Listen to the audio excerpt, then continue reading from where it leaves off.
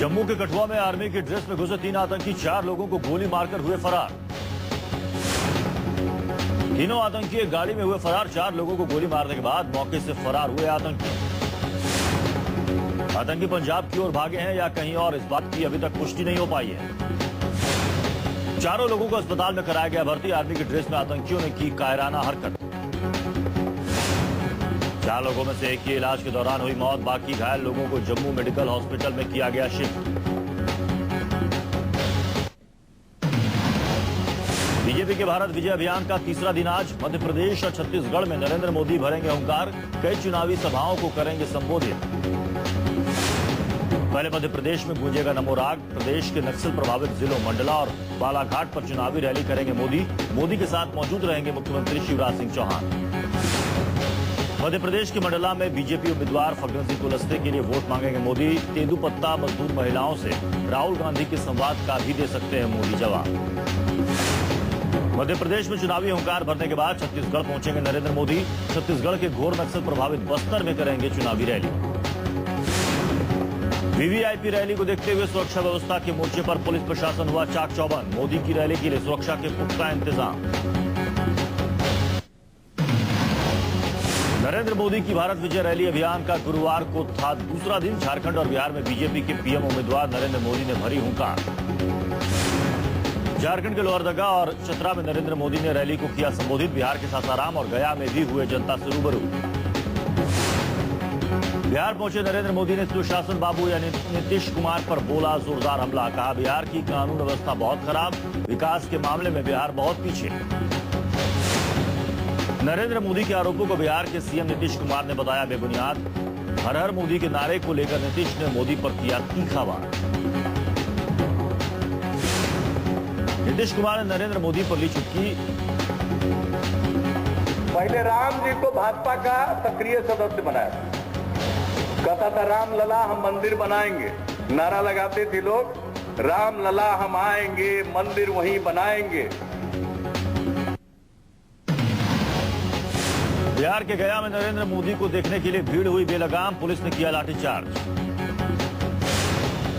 नरेंद्र मोदी को सुनने आई भीड़ ने तोड़ दी बैरिकेडिंग। रैली में आगे खड़े होने के लिए मच गया हंगामा। लोगों में नरेंद्र मोदी की दीवानगी ऐसी थी कि पुलिस वालों के सारे दाव बेकार हो गए। बीजेपी नेता सुशील मोदी ने की लोगों से शांति रखने की अपील। बड़ी मशक्कत के बाद मंच पर खड़े सुशील मोदी की अपील पर लोग हुए शांत। फिर तय कार्यक्रम के तहत नरेंद्र मोदी ने शुरू किया अपना भाषण।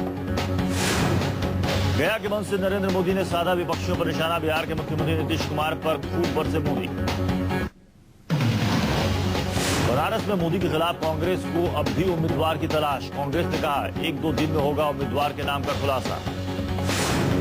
सूत्रों की माने तो वाराणसी से मोदी के खिलाफ लड़ सकते दिग्विजय सिंह। पार्टी का दावा वाराणसी से उतरे तो जीत जाएंगे दिग्विजय। वाराणसी से मोदी के खिलाफ लड़ रहे हैं आम आदमी पार्टी के नेता अरविंद केजरीवाल। जेल से डॉन और कौमी एकता दल के नेता मुख्तार अंसारी ने भी वाराणसी से लड़ने का किया है ऐलान।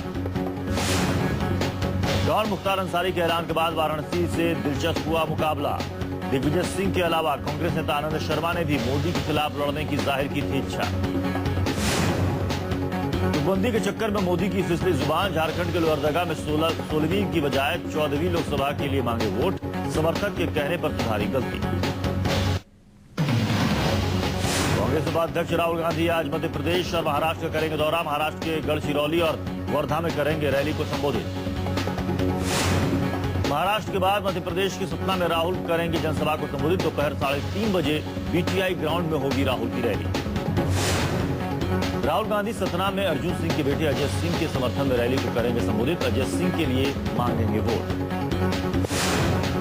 अजय सिंह सीधी लोकसभा सीट से चाहते थे टिकट। अर्जुन सिंह के क्षेत्र होने के बावजूद सतना से चुनाव लड़ने का अजय सिंह का नहीं था मन। काफी मान मनोबल के बाद सतना से चुनाव लड़ने के लिए राजी हुए अजय सिंह। सीधी जिले से चुरहुट विधानसभा सीट से हैं विधायक। कांग्रेस उपाध्यक्ष राहुल गांधी ने गुरुवार को नागालैंड और असम में रैली को किया संबोधित। नागालैंड की राजधानी कोहिमा में एक सीट के लिए लोगों से मांगा वोट। नागालैंड के बाद राहुल गांधी असम के सोनितपुर में की रैली। विश्वनाथ चरियाली मैदान में हुई राहुल की जनसभा। असम के सोनितपुर के बाद राहुल ने डिब्रूगढ़ में भरी हुंकार। कहा इंडिया शाइनिंग की तरह ही फूट जाएगा बीजेपी का गुब्बारा। पीस पार्टी के अध्यक्ष डॉक्टर अयूब ने नरेंद्र मोदी पर दिया विवादित बयान। डॉक्टर अयूब ने नरेंद्र मोदी को बताया आतंकवादी।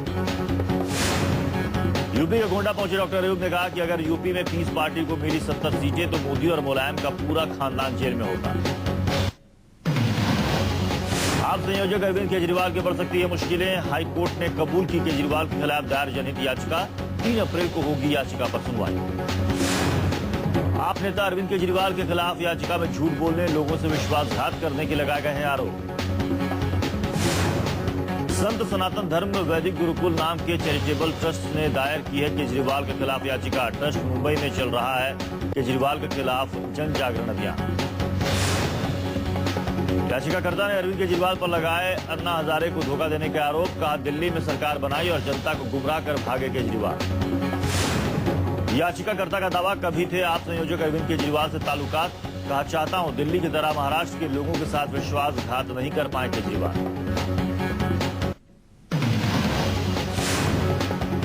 यूपी के इलाहाबाद में आम आदमी पार्टी कार्यकर्ताओं ने अपने ही प्रेस कॉन्फ्रेंस में किया हंगामा। आपके वरिष्ठ नेता संजय सिंह के सामने विरोध प्रदर्शन। संजय सिंह ने जैसे मीडिया से शुरू की बातचीत, आपकी महिला कार्यकर्ताओं ने जोरदार हंगामा खड़ा कर दिया। कार्यकर्ताओं का आरोप पैसे लेकर फूलपुर से दिया गया टिकट। आप कार्यकर्ताओं का संजय सिंह को अल्टीमेटम, अगर आप प्रत्याशी का टिकट नहीं लिया गया वापस तो सामूहिक तौर पर होगा कार्यकर्ताओं का इस्तीफा। पार्टी नेता संजय सिंह ने दी कार्यकर्ताओं की सफाई। कहा पैसे लेकर नहीं दिया गया टिकट, सारे आरोप बेबुनियाद।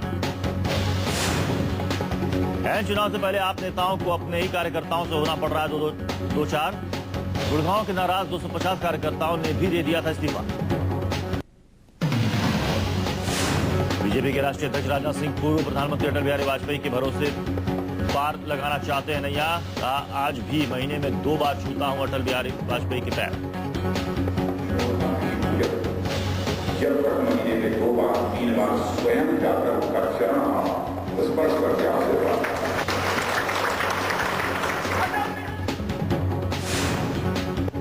राजनाथ को लखनऊ जीतने के लिए अटल के नाम के सहारे की जरूरत। लखनऊ में पार्टी का परचम लहराने के लिए अटल के बगैर नहीं गलेगी दाल। लखनऊ से 3 बार सांसद रहे, अटल के क्षेत्र में बसता है उनकी शख्सियत का डंका। इसी वजह से राजनाथ ने कार्यकर्ताओं और जनता के बीच किया सिर्फ अटल का गुणगान। राजनाथ ने कहा आज भी वो महीने में 2 बार अटल के पैर छूने जाते हैं। सिर्फ वही नहीं, नरेंद्र मोदी भी हर काम की शुरुआत से पहले अटल जी के चरण छूने जाते हैं। बिहार बीजेपी के वरिष्ठ नेता और चनपटिया के विधायक चंद्रमोहन राय ने पार्टी के खिलाफ बागी तेवर किया अख्तियार। नेताओं के चलते ले रहे हैं राजनीति से संन्यास। वडोदरा से कांग्रेस के उम्मीदवार मधुसूदन मिस्त्री ने साधा मोदी पर निशाना। कहा जातिगत भावनाओं को उकसाकर चुनाव जीतने की कोशिश कर रहे हैं मोदी। उनकी भावनाओं को भड़काकर अपने आप के लिए और पार्टी के लिए वोट लेना चाहते हैं। जिसकी पार्टी और जो इस सर्वोच्च पद पर पहुंचना चाहते हैं उनको ये एक तो बिल्कुल शर्म की बात है कि ज्ञात जात के आधार पे वो अपना वोट मांग रहे अपने लिए। मधुसूदन मिस्त्री ने बीजेपी के प्रधानमंत्री पद के उम्मीदवार को बताया जातिवादी। कहा मोदी चाय वाला है तो वह झुग्गी वाला है। मधुसूदन मिस्त्री ने कहा कि मोदी चुनाव जीतने के लिए जाति का इस्तेमाल कर रहे हैं, इसलिए पहले उन्हें यह बताना चाहिए कि वो किस जाति के हैं। बीजेपी के पीएम उम्मीदवार नरेंद्र मोदी के वोट मांगने पर शरद पवार ने ली चुटकी। कहा देश में लोकसभा चुनाव कई बार हुए लेकिन प्रधानमंत्री बनाने के लिए किसी ने वोट नहीं मांगे। शरद पवार ने नरेंद्र मोदी पर कसा तंज। कहा जो प्रधानमंत्री बनने का सपना देख रहे हैं उन्हें इतिहास की जानकारी जरूरी है। राहुल गांधी के खिलाफ बीजेपी बना रही है नई रणनीति। पार्टी नेता स्मृति ईरानी अमेठी से लड़ सकती है चुनाव। स्मृति ईरानी बीजेपी की उपाध्यक्ष हैं। स्मृति ईरानी बीजेपी से पीएम उम्मीदवार नरेंद्र मोदी की करीबी मानी जाती है। स्मृति ईरानी को अमेठी और उमा भारती को रायबरेली से टिकट मिलने की अटकलें। बीजेपी ने नहीं लगाई है मुहर, जल्द हो सकता है ऐलान। बीजेपी प्रवक्ता निर्मला सीतारमण ने आम आदमी पार्टी पर ली चुटकी। कहा आम आदमी पार्टी नहीं, अरविंद अपना प्रोपेगेंडा पार्टी है। आम आदमी पार्टी का बीजेपी को जवाब। पार्टी प्रवक्ता आशुतोष ने ट्वीट करके कहा नरेंद्र मोदी की प्राइवेट लिमिटेड कंपनी बन गई है बीजेपी।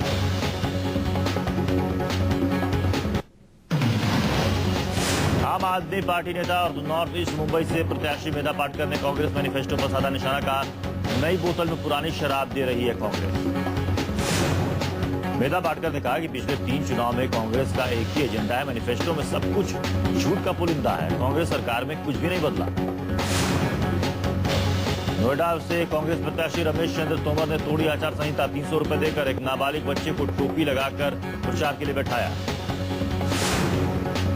नागपुर में नमो साड़ी की धूम, होलसेल कपड़ा मार्केट में नमो साड़ियां खरीदने के लिए महिलाएं जुटी। दुकानदारों के मुताबिक नमो साड़ियों की डिमांड बढ़ी, साड़ी की कीमत 300 रुपए से लेकर 1500 रुपए तक रखी गई। सरकार बनने से पहले बीजेपी में डिप्टी पीएम के लिए घमासान, मध्य प्रदेश के टूरिज्म मिनिस्टर ने की सुषमा की वकालत, बादल बता चुके हैं जेटली को बेहतर दावेदार। बिजनौर से आरएलडी की उम्मीदवार और अभिनेत्री जया प्रदा को आया गुस्सा, मीडिया के सवाल पर भड़की जया प्रदा। चुनाव प्रचार करने पहुंचे जया प्रदा के स्वागत में आई महिलाओं को दिए गए थे पैसे, ये सवाल पूछने पर जया प्रदा ने रिपोर्टर को सुनाई खरी खोटी। महिला मुझे रात में 12 बजे भी महिला मुझे देखने के लिए छत पर से लेकर नीचे 12 बजे तक महिला बाहर आती है, मुझे पैसा देने के महिला को। मैडम आरएलडी और कांग्रेस की गठबंधन की जो यूपी के कानपुर में चुनाव के लिए नई पहल, वोट डालो और डिस्काउंट पाओ। कानपुर सर्राफा एसोसिएशन ने लोगों को जागरूक करने के लिए की है पहल। ऑफर के तहत वोटरों को कानपुर के किसी भी ज्वेलर्स के यहां गहने खरीदने पर मेकिंग चार्ज पर 50% की रियायत दी जाएगी। डिस्काउंट का ये ऑफर वोटिंग के बाद 3 दिनों तक भी जारी रहेगा। इटावा से बीजेपी प्रत्याशी अशोक दोहरे की गाड़ी से बरामद हुआ कैश के अलावा भारी मात्रा में बीजेपी पोस्टर और कारतूस लेकर जा रहे थे अशोक दोहरे। कानपुर पुलिस ने सीज किया सारा सामान, अशोक दोहरे से मजिस्ट्रेट ने की पूछताछ, चुनाव आयोग के निर्देशानुसार की जाएगी कार्रवाई। आंध्र प्रदेश पुलिस ने जब्त की 300 से ज्यादा क्रिकेट किट, चुनावी मौसम में मतदाताओं को रिझाने के लिए बांटी जा रही थी क्रिकेट किट। जब्त की गई क्रिकेट किट में है नेताओं की फोटो और चुनाव चिन्ह। पुलिस जांच में जुटी कि कौन बंटवा रहा था क्रिकेट किट। चुनाव के मद्देनजर सख्त हुई आंध्र प्रदेश पुलिस की छापेमारी में पिछले कुछ दिनों में बरामद हुए हैं 55 करोड़ रुपए। पुलिस को शक चुनाव में होना था गैर कानूनी तरीके से इस्तेमाल। मेरठ में कांग्रेस उम्मीदवार नगमा की जनसभा के दौरान मचा हंगामा। नगमा ने पहले हंगामा कर रहे लोगों को शांत करने की कोशिश की, लेकिन जब हंगामा नहीं रुका तो वो बीच में ही जनसभा छोड़कर चली गई। नगमा के साथ एक युवक ने छेड़छाड़ की कोशिश की, जिस पर नगमा ने युवक को थप्पड़ जड़ दिया। इसके बाद ही वहां हंगामा हुआ।